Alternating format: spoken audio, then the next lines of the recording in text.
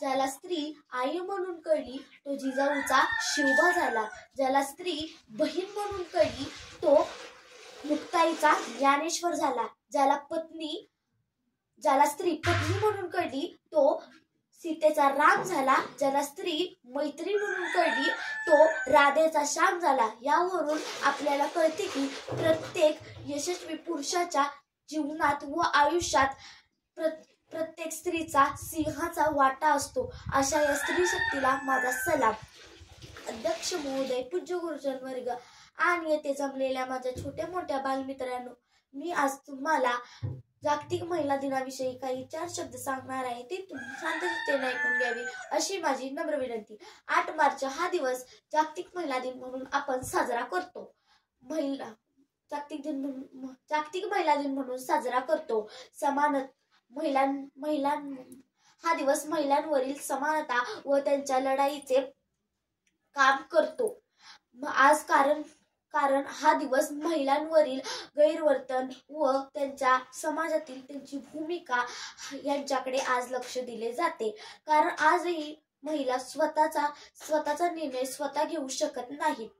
दुसऱ्यासाठी जगणं आणि दुसऱ्यासाठी जागणं आणि दुसऱ्यासाठी हाल अपेष्टा भोगणं, दुसऱ्यासाठीच मागणं याचंच नाव म्हणजे स्त्री।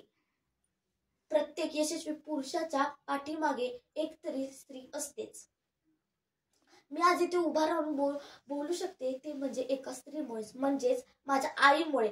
जर माझ्या आईने मला जन्म दिला नसता, मला वाढवले नसतं, मला चांगले संस्कार दिले नसते, तर मी आज इथे उभा राहून बोलू शकले नसते। नवरा पत्नीला म्हणाला, मला झोप येते, दिव्याची वात कमी कर। नवरा पत्नीला म्हणाला, मला झोप येते, दिव्याची वात छोटी कर। तिने दिव्याची वात छोटी केली। मुलगा म्हणाला, आई मला अभ्यास करायचाय, दिव्याची वात मोठी कर। मुलगा म्हणाला, आई मला अभ्यास करायचाय, दिव्याची वात मोठी कर। ती रात्रभर दिव्याची वात छोटी आणि मोठी करत राहिली। तसंच मुलाच्या आणि नवऱ्याच्या आयुष्यामध्ये ती दिव्याच्या वातीप्रमाणे जळत राहिली। दुसऱ्याच्या आयुष्यात जळत राहणं याचंच दुसरं नाव म्हणजे स्त्री। आपण घरातल्या 4 हाताच्या सरस्वतीची पूजा करतो, पण आपल्या घरातील 2 हाताच्या स्त्रीला आपण सन्मान देत नाही, हे चूक आहे। आजच्या काळात स्त्रीला सन्मान देण्याची गरज आहे। आपण वर्षातील 1 दिवस न साजरा करता तर वर्षातील 365 दिवस आपण महिलांना सन्मान दिला पाहिजे, ही मी भावना व्यक्त करते आणि थांबते। जय हिंद, जय महाराष्ट्र, जय संभाजी।